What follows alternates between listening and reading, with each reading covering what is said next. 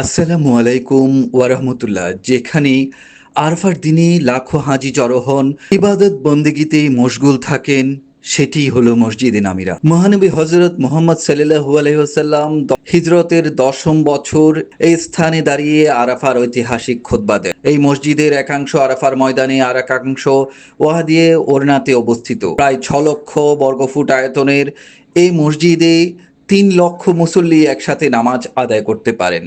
হজের সময় শুধু একদিন এই মসজিদটি খোলা হয়, 9 জিলহজ। প্রাণ ফিরে পায় এ মসজিদ।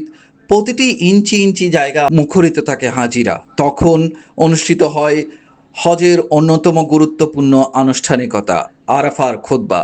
নামিরা মসজিদ শুধু ইট কাঠের স্থাপনা নয়, এটি হজের স্মৃতি, নবীজির স্মৃতিধন্য ইতিহাস আর তাওহীদের চূড়ান্ত আহ্বানের এক জীবন্ত নিদর্শন।